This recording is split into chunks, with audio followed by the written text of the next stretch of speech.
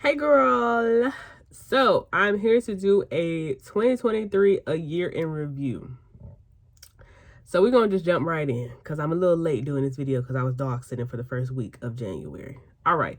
Number one, do a monthly review. So this is why I'm an advocate of pictures, because if I don't have my pictures, babe, I can't tell you what I did during the months.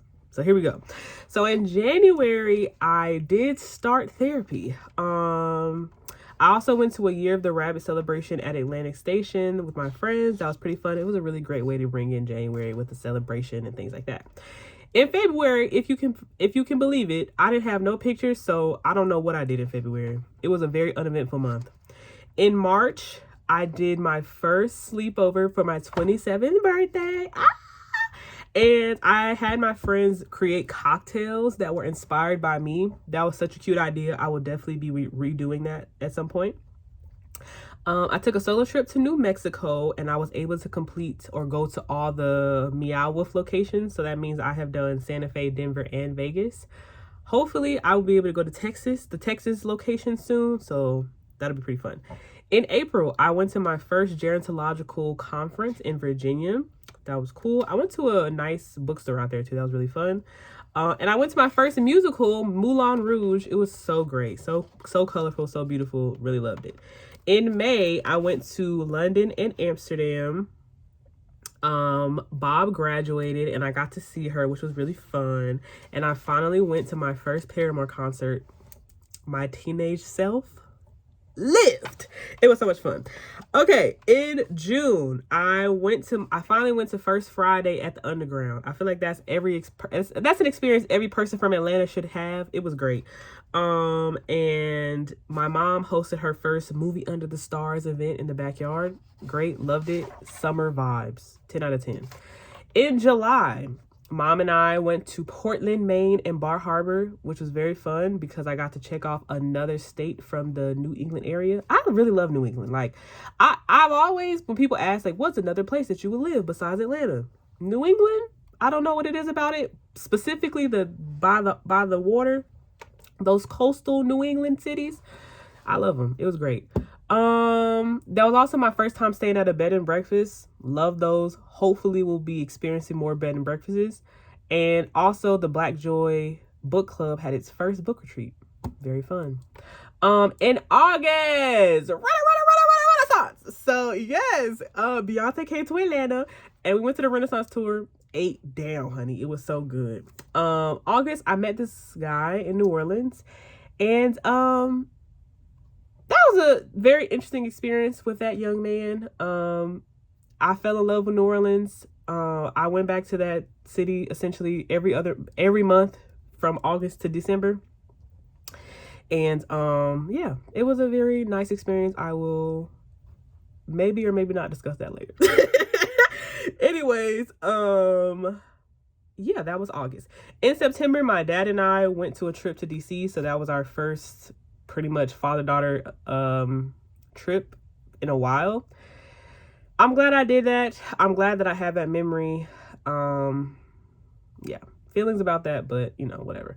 I also went to the state fair with my bestie Taylor. It was really fun. In October, I really, people always ask you, what would you do if you didn't have to work your job? And I've always said that I would love to start curating events for adults.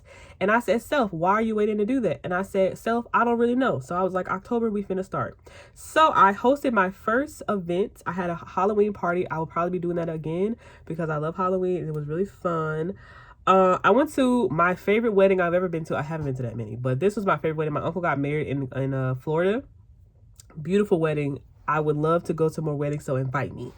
Also, surprising thing from this month, when I went to that wedding and I got all dolled up with my dress and my heels and my accessories, I said, oh, okay, girl, you better be grown woman, period. It was great. In November, I went to Jamaica, Montego Bay, for the first time for a friend's birthday, and it was amazing.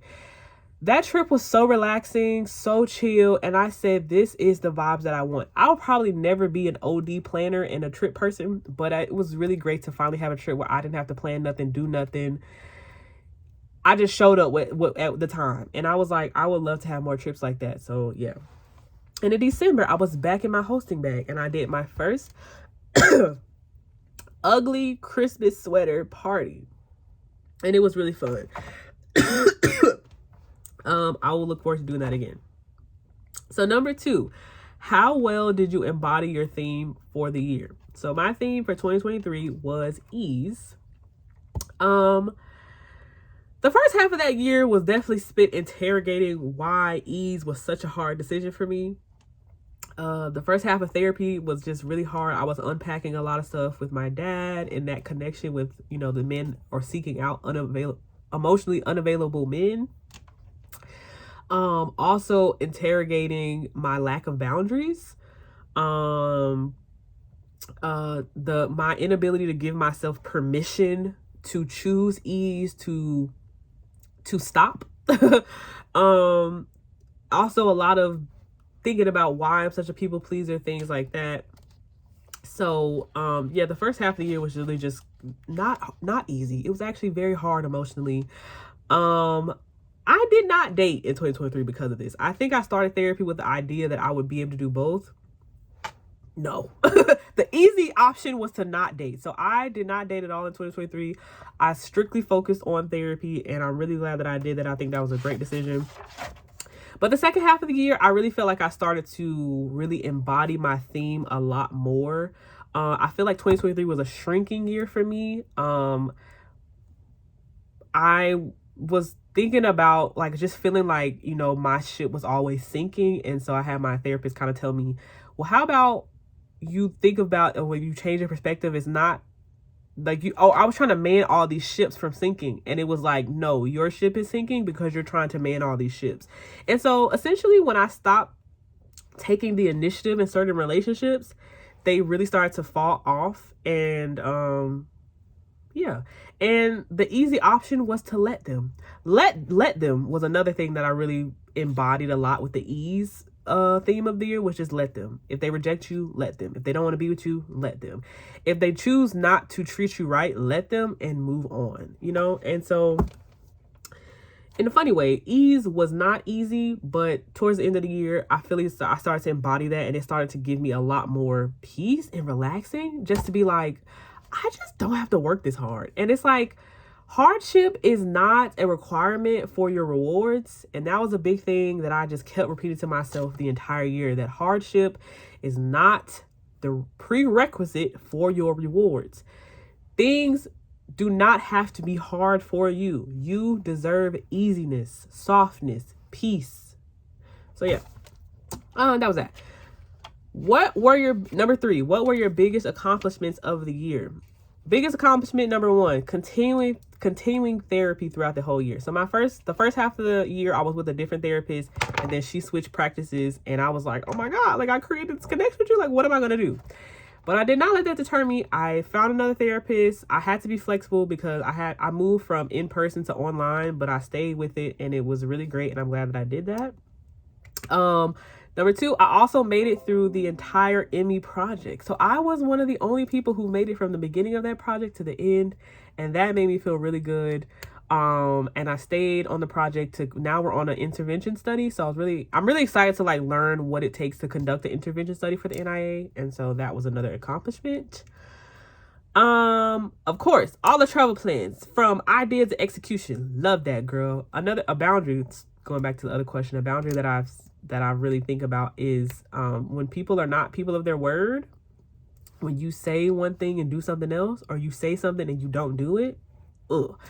So yeah, being a person of your word and executing, big green flag for me. So a green flag for myself. I'm really happy that I pretty much did that. Everything that I said I was going to do. Yeah, baby, I did it. Biggest challenges. So yeah, from 2022, I was still talking to Priya, trying to be like, oh, we won't date, so we'll be friends. And then I got to the point through therapy where I was like, as a person who really, really advocates for friendship and even believes in having boundaries for those. And one of my boundaries that I created for myself this year is that if I communicate my needs with somebody and they decide not to acknowledge them, yeah, I don't really know what else there is to do besides I need to remove myself from the situation. So Pre was a tough one, definitely a challenge, because I feel like I wanted that relationship to work so bad. But I think that also realizing why and how my attraction to him very much so mirrors my my need to please my father and things like that. So that was all. And not just Priya, but just the residual relationships I had with men throughout 2022, kind of figuring out what was with those. And essentially the easy decision was to let them go. Wow, shocker, we're shocked. Like I said, another challenge was just like kind of really digging deep into my people pleasing and my attraction to emotionally unavailable people, men, friends, my lack of boundaries, my lack of not, getting to my, not listening to my intuition. And then, yeah. And so that was basically my biggest challenges. Number 5, what are you looking forward to next year? So I have 3 big trips coming up next year: Hawaii, St. Lucia, and Thailand. Now, will I make those trips? Because maybe the payment plans, that's going out of the country 3 times in 1 year. That's crazy. And Hawaii is basically going out of the country for the amount of money it costs.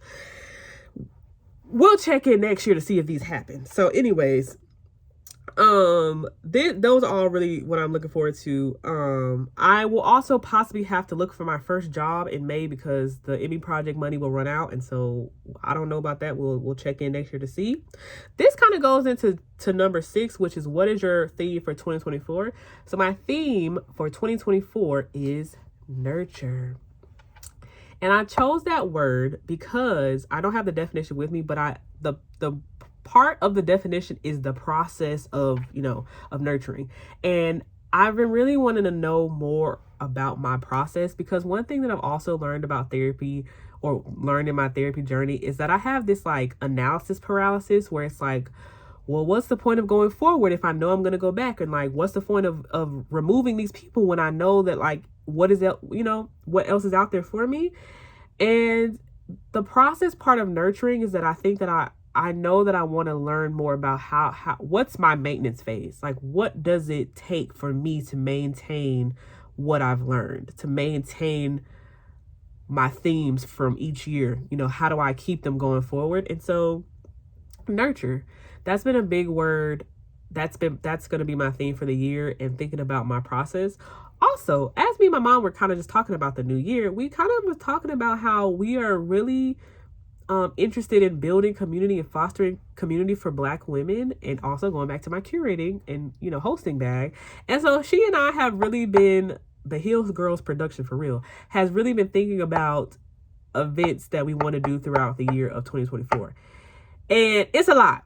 So I'm actually really excited, going back to question 5 of what are you looking forward to. I'm excited for all the events that we have planned for 2024. I'm excited for community. I'm excited for the girls to get together. Now, what I will say in 2024, again, going back to my analysis paralysis and my maintenance phase, is I have the tendency to be like, oh, well, I don't want to go back into it because what if I'm not fully healed? Or what if I don't have it all together? What if people ask me about my parents? I don't want to, what if they judge me? And I said, Andrea, it is what it is. You're human. You're moving forward. And, I've been saying that and a part of self-love that I also realized is not only loving yourself, but it's also seeking out mutually respectful, reciprocal, life-affirming relationships. So with that in mind, I will possibly I'm going to try to pick up dating in 2024. My goal is, again, to go on 3 first dates. Because I think if I don't, I will be forever being like, well, maybe next year. I'm not ready yet. No, I'm scared, And baby, your life is on the other side of scared. So that's what we're doing. Anyways, girl, that's 2023. See you in 2024. Bye.